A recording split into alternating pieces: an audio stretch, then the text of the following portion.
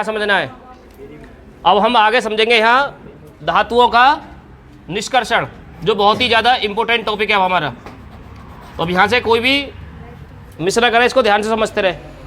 तो देखिए हेडिंग डालेंगे हम यहाँ, धातुओं का निष्कर्षण। सही है।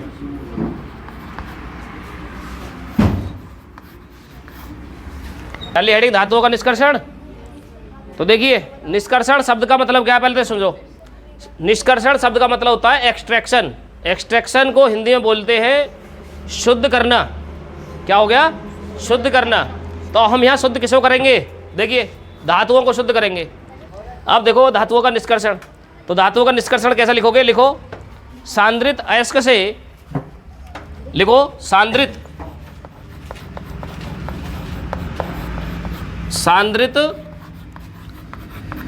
अयस्क से शुद्ध धातु, क्या करेंगे? शुद्ध धातु प्राप्त। सांद्रित अयस्क से शुद्ध धातु प्राप्त करने की विधि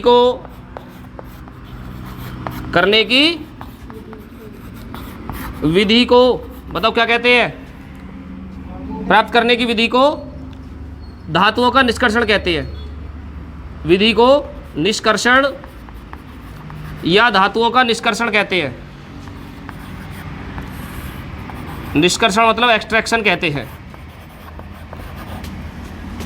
तो ये धातुओं का निष्कर्षण।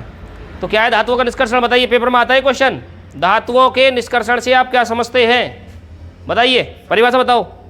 लिखो अयस्क से शुद्ध धातु को निम्न पदों में प्राप्त करते हैं। यह लिखोगे अयस्क से,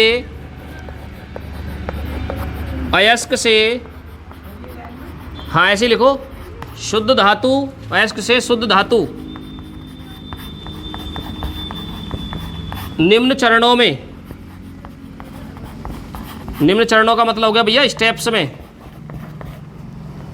निम्न स्टेप्स में अयस्क से शुद्ध धातु निम्न चरणों में प्राप्त होती है,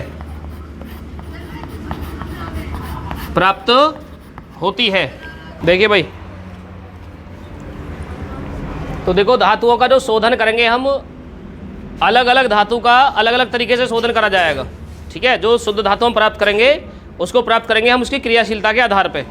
तो देखिए सबसे पहले हमें क्या करना है? अयस्क मिलेगा हमें, तो अयस्क के सबसे पहले हम उसका क्या करेंगे? सांद्रण करेंगे। ठीक है, सांद्रण क्या होता है अभी हम आगे समझेंगे इस चीज़ को भी है। तो सांद्रण करने के बाद में हमें ये देखना है कि उसके अंदर कौन सी धातु है। उच्च क्रियाशील धातु है तो उसका निष्कर्षण अलग तरीके से होगा। मध्यम क्रियाशील धातु है तो उसका निष्कर्षण अलग होगा। सक्रियता श्रेणी में आप पढ़ के आए हो कौन सी उच्च क्रियाशील होती है, कौन सी मध्यम क्रियाशील होती है, कौन निम्न क्रियाशील होती है। ठीक है, जो सक्रियता श्रेणी में सबसे ऊपर रखी गई है वो सबसे अधिक क्रियाशील धातु है, जो बीच में रखी गई है वो मध्यम क्रियाशील धातु है, और जो सबसे नीचे रखी गई है वो निम्न क्रियाशील धातु है। ठीक है, तो निम्न क्रियाशील धातु का निष्कर्षण अलग तरीके से होगा। तो जो उच्च क्रियाशील धातु है उनका हम क्या करेंगे? सबसे पहले गलाएंगे उसको, मतलब गलित धातु का अपघटन करेंगे, और गलित धातु अपघटन करने से हमें शुद्ध धातु प्राप्त हो जाती है। कैसे कैसे करेंगे, प्रोसेस क्या रहेगा, विधि क्या रहेंगी, उसके डायग्राम कैसे बनेंगे, वो सब चीज़ें हम आगे समझेंगे। फिलहाल इस चार्ट को दिमाग में रख लीजिए अपने पे। ठीक है, मध्यम क्रियाशील धातुओं का निष्कर्षण क्या होगा? सबसे पहले ध्यान से समझो, इसमें हमें दो प्रकार के अयस्क मिलेंगे, कार्बोनेट अयस्क और सल्फाइड अयस्क। तो कार्बोनेट अयस्क का हम निस्तापन करेंगे, सल्फाइड अयस्क का हम भर्जन करेंगे। फिर दोनों का कॉमन सेंस चलना शुरू हो जाएगा, फिर दोनों में कौन विधि चलेगी? निस्तापन भर्जन करने के बाद में हम फिर धातु का ऑक्साइड करेंगे, और फिर हम उसके बाद अपचयन करेंगे, और अपचयन करने के बाद में क्या करेंगे बताओ? शुद्ध धातु हमें वहाँ से प्राप्त हो जाएगी।